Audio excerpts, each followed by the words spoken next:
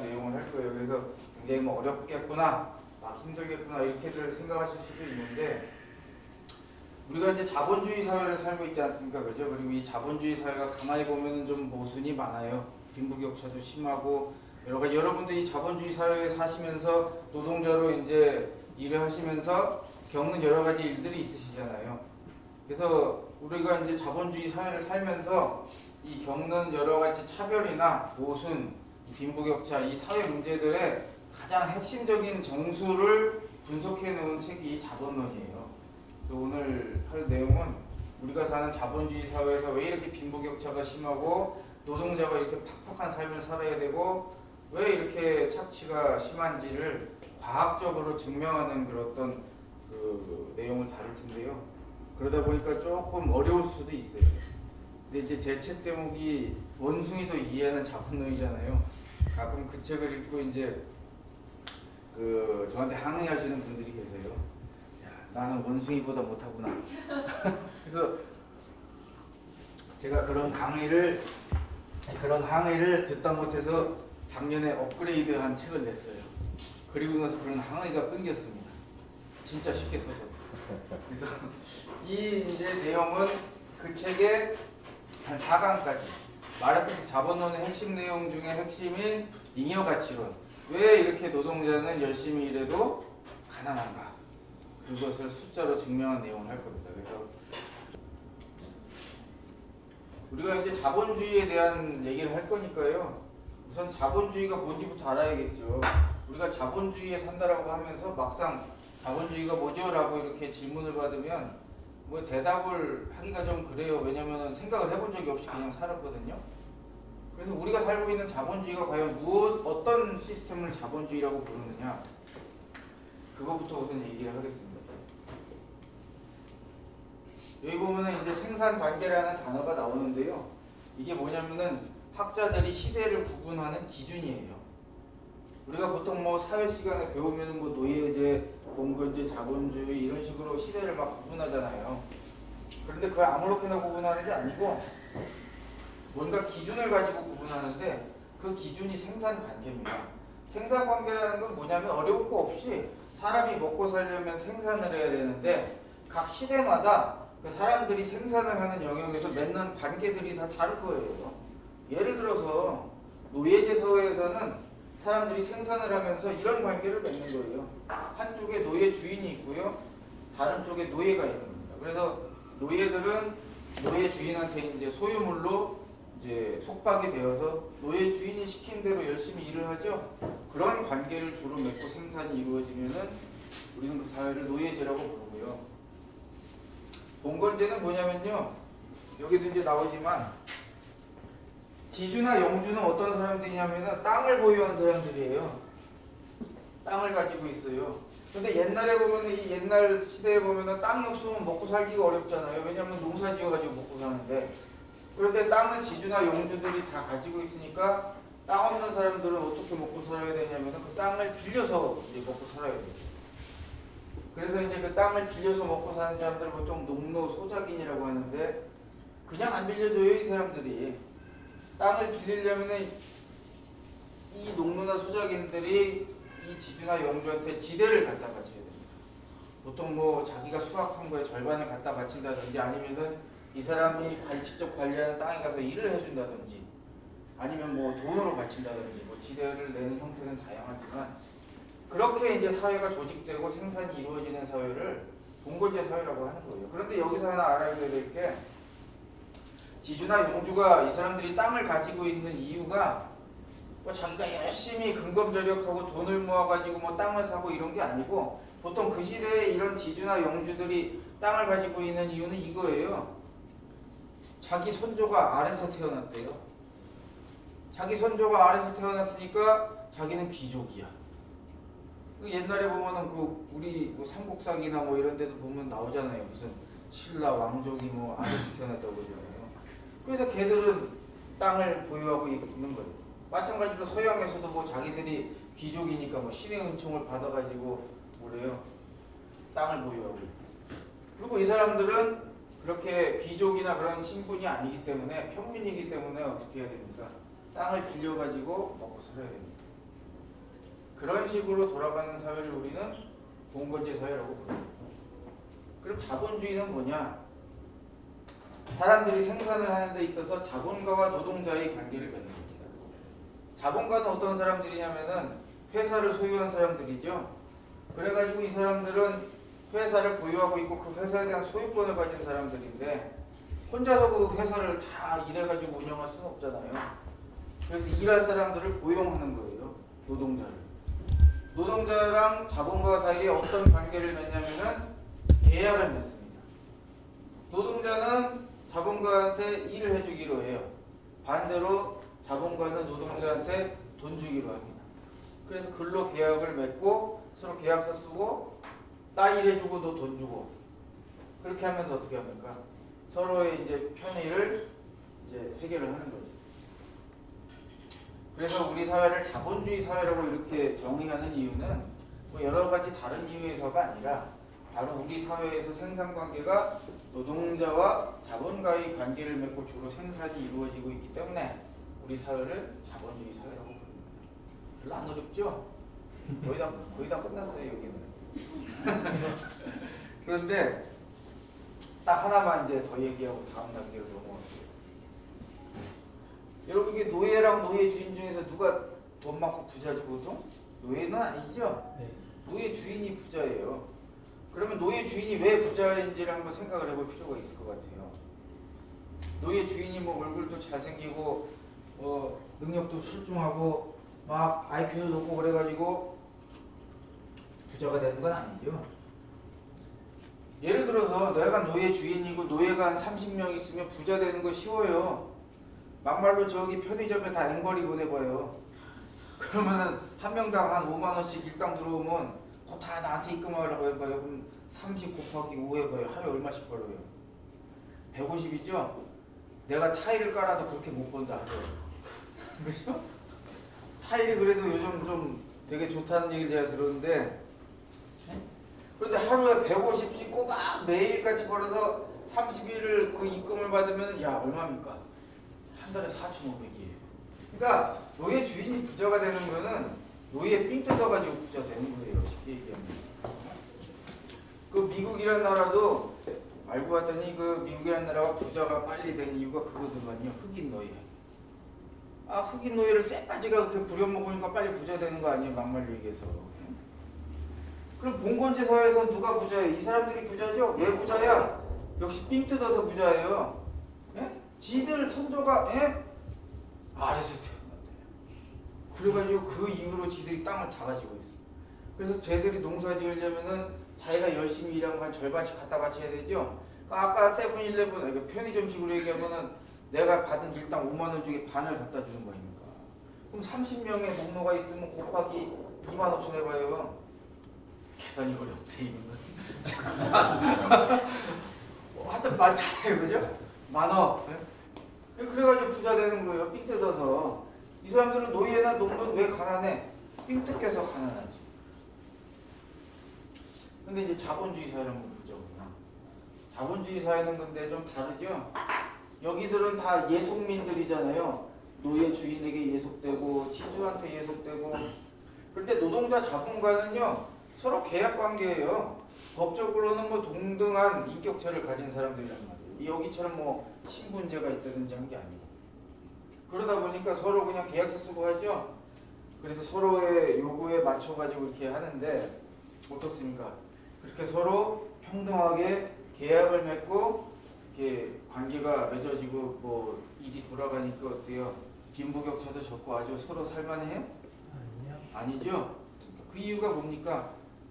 뭔가 이 사회에도 어마어마한 오히려 예전보다 더 심각한 빈부격차가 존재하고 뭔가 이게 잘못됐다는 느낌이 든단 말이죠. 그렇게 우리 마음속에는 이 착취에 대한 심증이 존재하는데 그 빈부격차의 원인이 착취 아닙니까? 오늘 하려는 내용이 이거예요.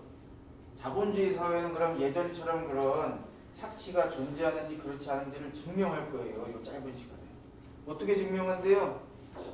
숫자로 풀어서 증명한대요. 야, 그러면 벌써 당황하시죠. 여기 와서 내가 숫자 계산을 봐야 되니까.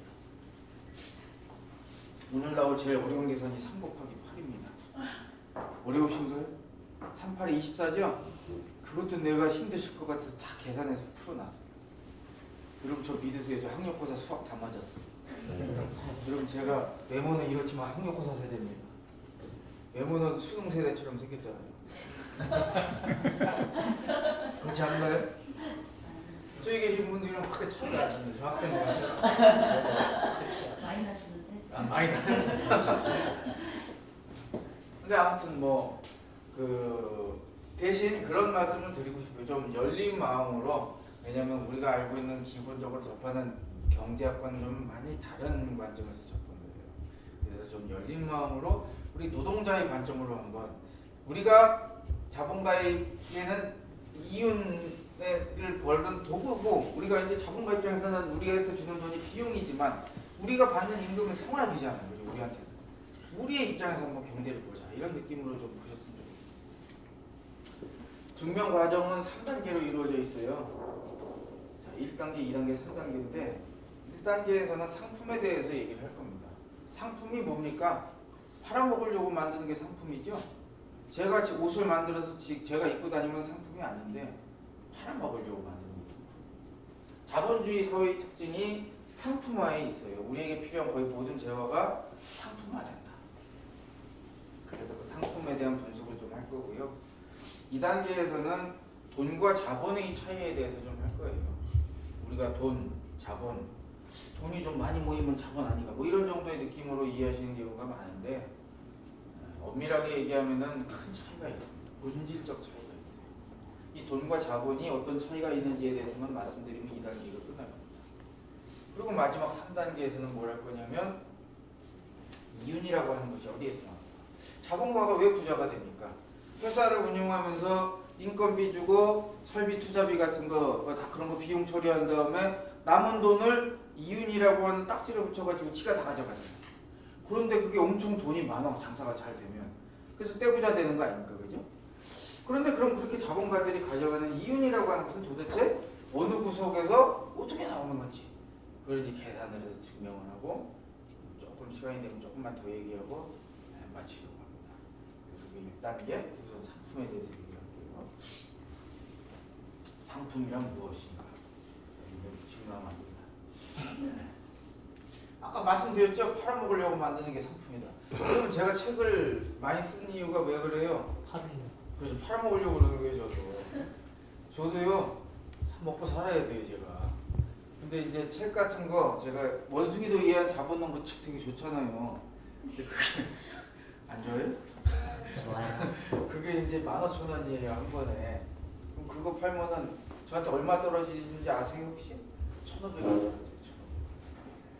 사람들이 책 많이 팔면 뭐 떼부자 되는 줄 알아요. 여기 사람들이 뭐 잘 모르는 사람들은 저 뭐 원숭이 팔아서 집 산 줄 알아요. 집이 뭐, 야, 참, 집이 얼마길래 그걸 팔아서 집을 산 거예요.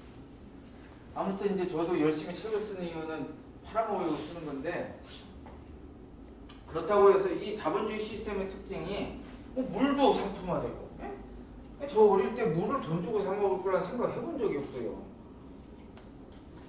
근데 물도 팔아먹고 인간의 장기도 팔아먹고 다 팔아먹어요. 그래서 경제학자들이 그런 생각을 한 거예요. 야, 그 뭐 이 인간에게 필요한 거의 모든 것이 상품화되는 거야. 그런데 가만히 보니까 그렇다고 해서 모든 재화가, 모든 물건이 다 상품화되는 건 아니야. 상품이 되려고 하면은 두 가지의 가치를 가지고 있어야지 그 재화가 상품이 된다. 하나가 사용 가치. 뭐 이런 용어 나오면 겁먹지 마세요. 별일이 아니에요. 쓸모가 있어야 상품이 된다는 얘기예요. 사용 가치라고. 사용할 가치가 있어요. 물은 상품이 되죠. 쓸모가 있잖아요. 근데 이 물이랑 성분이 비슷한 제 가래는 상품이 안 돼요. 더럽잖아요. 쓸 데가 없고. 그래서 쓸모가 있어야 상품이 된다는 얘기예요. 하나만한 얘기죠, 사실. 그런데 이렇게 생각을 해보자고요. 쓸모만 있으면 다 상품이 되는가? 공기 보세요. 쓸모 있죠? 그렇다고 해서 제가 이 공기를 비닐봉지에 담아서 막 팔아봐요. 아무도 안 사신단 말이에요. 공기는 사용 가치가 있는데 왜 상품이 안 될까? 교환 가치가 없어서. 그러면 교환 가치란 뭘 얘기하는 거냐? 이 경제학자들이 시장에 가보니까 수많은 상품들이 막 교환되죠? 그 그걸 보면서 그런 생각을 한 거예요. 야, 저 다양한 상품들이 가격이 매겨져서 이 교환되는 거 보니까 저 다양한 상품들을 관통하는 뭔가 공통된 요소가 있는 게 아닐까. 그런 생각을 하다가 그 공통된 요소가 무엇이라고 생각했냐면은 노동이라는 생각을 하더라고요. 무슨 얘기냐? 여러분 TV 만들려면 일해야 되죠. 노동해야 되죠.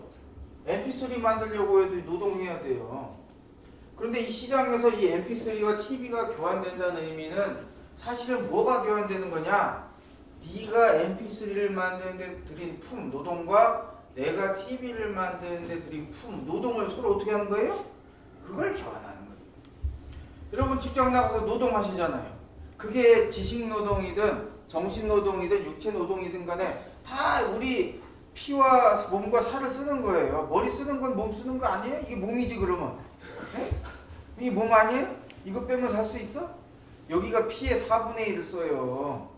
이것도 머리, 이것도 몸 쓰는 거 이게. 뭐 지식이라고 해서 별다른 게 아니고 그것도 몸 쓰는 거예요. 나도 이거 써고 몸 써가지고 하는 거야 이게 다 이게. 근데 아무튼 이게 뭐 우리가 직장에 나가서 막 열심히 일해요. 그리고 돈 받죠? 여러분이 그 돈 가지고 마트 가서 사는 물건 한번 가만히 보세요. 어느 것 하나 다른 사람이 노동하지 않은 게 있습니까? 없잖아요. 내가 산 쌀도 농부의 노동이 있어야 되고 내가 산 집도 누군가 건설 노동자가 노동을 해야 되고. 에? 가만히 보면 우리 사회의 특징이 뭐냐면은 돈이라고 하는 이 매개체를 중심에 놓고 수많은 사람의 노동이 서로 어떻게 되는 거예요? 교환되고 있는 거예요. 그래서 이 교환가치라고 하는 단어는 뭘 의미하는 거냐면요. 그 상품이 그 해당 물건이 노동의 결과물이에요. 라는 걸 의미합니다. 그래서 어떤 재화가 상품이 되려면 두 가지를 갖춰야 되는 거예요. 노동의 결과물이면서 동시에 뭐가 있어야 된다? 쓸모가 있어야 된다. 둘 중에 하나라도 결격 사유가 있다면 상품이 될 수가 없는 거예요. 다 했어요. 이거 1단계. 뭐 어려운 게 있어요. 근데 여기서 딱 하나 중요한 것만 얘기하고 다음 뭐냐면은 우리가 일반적으로 가격이라고 보는 것에 대해서 얘기해요. 어떤 상품은 보면 비싸고 어떤 건 싸죠? 우리가 보통 가격을 결정하는 게 뭐다? 수요 공급이다 이렇게 알고 있잖아요. 그래서 어떤 게 수요가 많은데 공급이 줄으면 뭐 적으면 가격이 올라가죠? 보통 이렇게만 이해하는데 그거 가지고 설명 못하는 게 있어요. 뭘 못하냐면 여러분 생각해봐요. 우리나라에서 만든 차 중에 제일 좋은 게 뭐예요? 그거죠? 제네시스 EQ900. 내가 모델명도 외웠어요. 타보고 싶어서. 막 이렇게 그런 게 내가 거리에서 굴러다니는 거 보면 부러워했었어. 차 때깔이 참 좋더라고. 내가 그래서 궁금해가지고 네이버에서 검색해봤어. 그게 얼마 정도 되는지 아세요? 7천만에서 1억 정도. 야, 너무 비싼 거예요. 근데 내 친구가 그걸 보는 것 같긴 해. 그래서 한번 내 연락해서 그거 타볼까? 옆에 태워줄 거 아니에요. 태워달라고 하면. 아무튼 그런 좋은 차인데 그게 예를 들어서 공급이 아주 많은데 수요가 없어. 그럼 제네시스 EQ900이 갑자기 500원이 돼요? 아니죠. 제네시스 EQ900은 아무리 그게 가격이 움직인다 하더라도 뭐 7천에서 1억을 중심으로 움직일 거란 말이에요. 반대로 예를 들어서 뭘 얘기해 볼까? 그래 이거 볼펜. 이 볼펜이 아무리 공급이 딸리는데 수요가 폭증했다 하더라도 이게 1억 원이 될 수 있습니까? 안 되죠. 못 되죠. 시가 날고 겨봐야 1,000원을 중심으로 가격이 움직일 거란 말이에요. 수요와 공급의 법칙만으로는 왜 하필 이런 특정한 상품들이 어떤 중심점, 어떤 특정한 가격대를 중심으로 움직이는지를 설명 못한단 말이에요. 뭔 얘기인지 이해되시죠? 네. 근데 가만히 생각해보니까 경제학자들이 그런 생각을 하게 된 거예요. 비싼 물건들의 특징 만드는데 시간이 오래 걸린다. 생각해보세요. 에쿠스가 누군가 10분 만에 집에서 만들 수 있는 거라면 그거 1억 원에 팔아봐요. 누가 사겠어? 내가 집에서 10분 만에 만들어보는지. 그런데 아시겠지만 에쿠스에 들어가는 뭐 철강이나 뭐 부품이나 모든 것은 만드는데 다 시간이 오래 걸리고 그거 갖다가 조립하고 하여튼 시간이 엄청 오래 걸리잖아요. 뭐 이상한 거 있나요? 엄청 오래 걸려. 반대로 이런 볼펜은 종이컵이나 이런 거는 시간이 얼마 안 걸리잖아요. 가만히 생각해 보면 이 집은 왜 비싸? 시간이 많이 걸리잖아요. 이거 만드는데. 여러분들 회사에서 일할 때 만드는 물건 중에 뭐 품도 많이 걸리고 오래 걸리는 거 있으면 그거 싸요, 비싸요? 판매 가격이 비싸잖아요. 그래가지고 가만히 보니까 만드는데 걸리는 시간에 의해서 결정되는 것 같다 이런 생각이 들어요. 예를 들어서 무슨 소리냐면은 TV 만드는데 10시간 걸리고 평균적으로 MP3 만드는데 1시간 걸린다. 이거 한 대씩 교환해봐요. 누가 손해보는 거죠? TV 만든 사람이 인생 9시간 꼬는 거죠. 이거를 서로 한 대씩 교환하면은 얘가 손해봐요. 그래서 시간으로 봤을 때 부등가 교환이죠.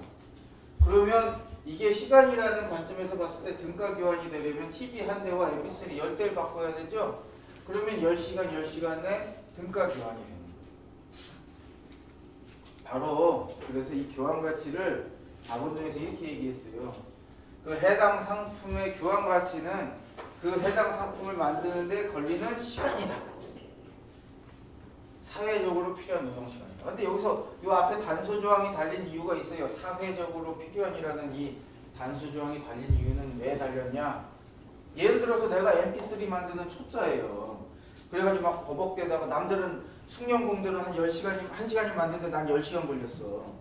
어쨌건 난 10시간 걸렸으니까 이거를 시장에 나가서 10배의 가격에 팔면은 팔려요, 안 팔려요? 안 팔리죠. 왜냐면 다른 거 다 그거의 10분의 1에 팔리니까. 그러면 저의 10시간 노동은 사회적으로는 10시간인 거예요? 1시간 가치를 가지는 거예요? 1시간이죠. 그 얘기를 하는 거예요. 네가 실제 몇 시간 걸렸는지가 중요한 게 아니라 네가 한 노동이 사회적으로 몇 시간의 가치를 가지고 그걸 중심으로 해당 상품이 가치를 가진다.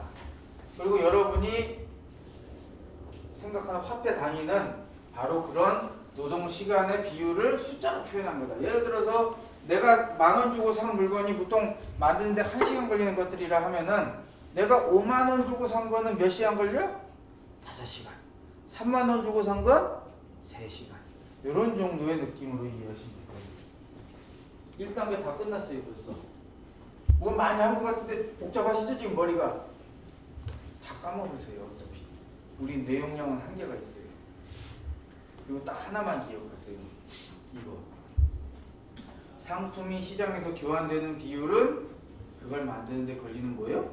시간에 의해서 결정된다. 요것만 기억하시면 돼요. 그리고 이제 2단계 할